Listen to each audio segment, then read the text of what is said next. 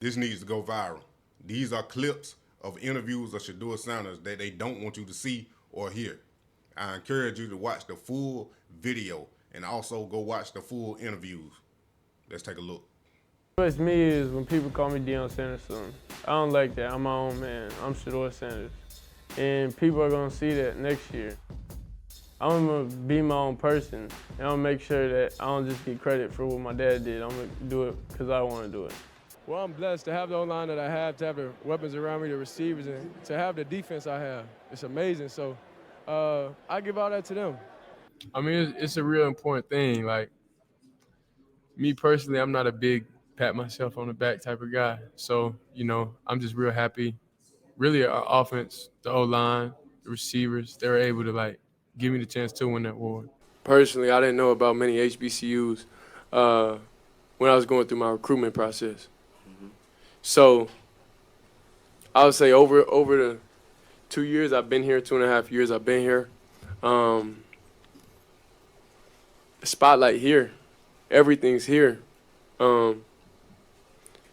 It's some things that's not up to par, but it's good and bad with everything.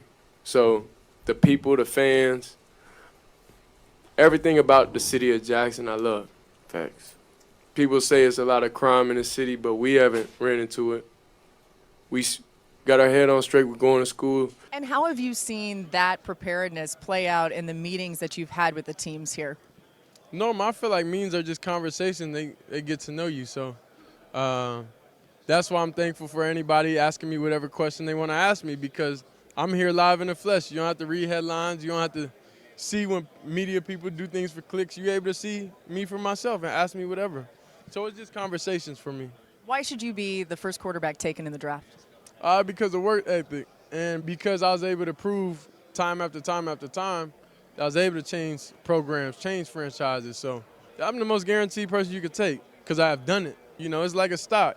You see the stock, going up, you're like, okay. I see what it's done, so might as well I'm investing into it. So I'm the best stock you could get. Your tape is already out there. Yeah. So what you do here today for me is kind of inconsequential, right? It don't really mean that much. Yeah. I know how you can play. What have you wanted to accomplish over the past couple of weeks, past couple of months as we head on into the draft? I would say definitely it's getting closer with God, That's what I'll say is the most thing, because you gotta understand people come at you every different ways. The devil try to attack what's going on different ways. I know I'm one of God's favorites, so I know just getting that relationship, staying close to him throughout all this, it just helped me get through everything. Specific? I would say it would be kind of selfish of me to not be out there with my receivers. That was the main plan. Will didn't get invited to the combine, and I know he was better than a lot of guys out there. So it was kind of like, and my brother also, he didn't get drafted, and a couple of my other teammates. So it was kind of just one of those things to where I want everybody to come here. I want all the teams to be able to be here, for them to get the shine and for them to get an opportunity in front of everybody. As much as they're interviewing you, you can interview them about what are they going to structure around you. I definitely know that. Exactly. I definitely know that. So tell That's us. why they love me, they hate me.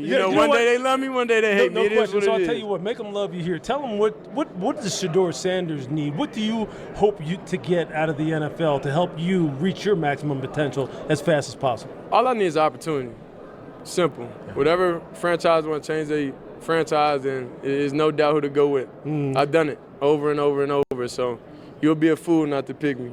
Yeah, so from the beginning, the reason why I was a quarterback, because I was a great leader, and I could relate to different people by just being in overall different situations. So getting the best of both worlds in life. So my dad had us grow up, privileged a little bit all up until one point. Then he moved us to the inner city. So then that's what got us that dog mentality. That's what got us it's do or die. You got to make it out.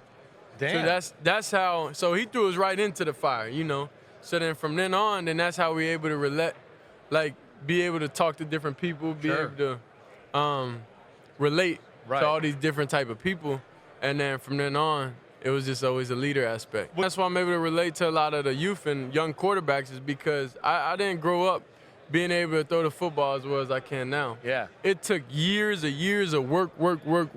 So that's all I know. Yeah. Is the work to get the result I want to get. Right. Deal with the pressure of being primetime son and this big, awesome quarterback with awesome diamonds around his neck and all that. Nah, it was cameras on us since I came out the womb.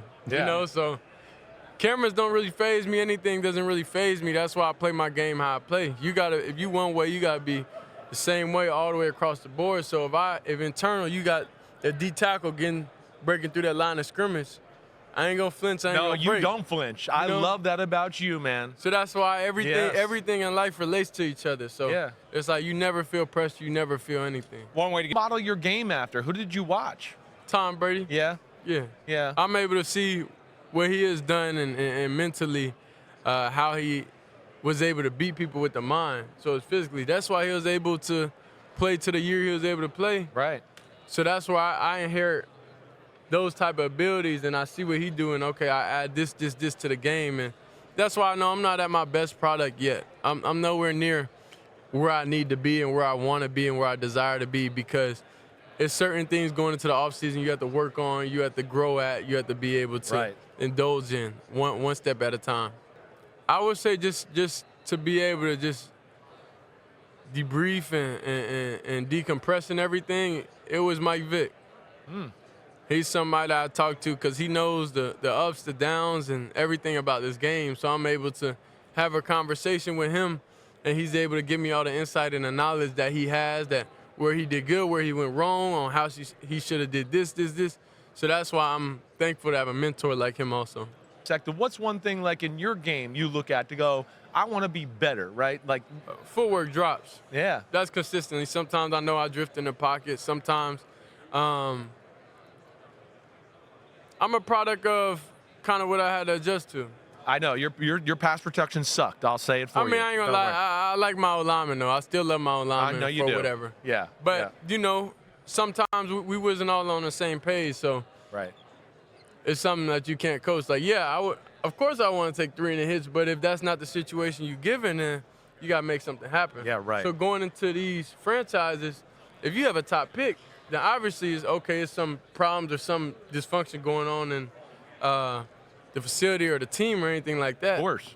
So you got to have somebody that's able to adjust, that's able to do it on the run. For somebody to be able to, that has shown and has proved that they're able to change 2 different franchises, 2 different universities. So that's why I know I'm the best quarterback out there, because I've done it and I proved it. Yeah. That's a great way to look at it. You know, a stupid dream. You've got the confidence because you have proven it, and you will prove it again. What do you say to all that crap, right? About like, you can't play unless your dad's coaching you. I like it. I indulge in all that because it's like, I'm thankful for my dad is who he is. So it's like, you should be mad at your dad and do what he said he was going to do. Was he extra hard on you? Of course. Yeah, that was extremely hard. Yeah. He was, I think it's God's plan. I think whatever happens, if things fall in the right way, it fall in the right way. So it's not really a man-made decision based off of that, because you got to let God, you got to let him lead you throughout everything. So his decisions and everything that happens, it falls in place the right way, even making the decision to go to Jackson State. And I was going to another university. And that's why I feel like people forget. Like, you know I had every offer in the world, right? Yeah. You know, I know people think you had nothing and you just went to Jackson State. I didn't have to go. Right. You know, I chose to. Right. So then for a purpose, because I don't just live for myself, it's for a purpose and for a bigger vision and dream. So that's why each part of my life was stepping stones and got me to this point where I am now. I could have went another direction and got to this point I am now, but at the same time, it means more now. And I was able to bump my head and have different life experiences to get me to this point, to be able to change these different programs up until this point. So that's why I know I'm ready and I'm prepared, and I know I'm the best quarterback available. Well,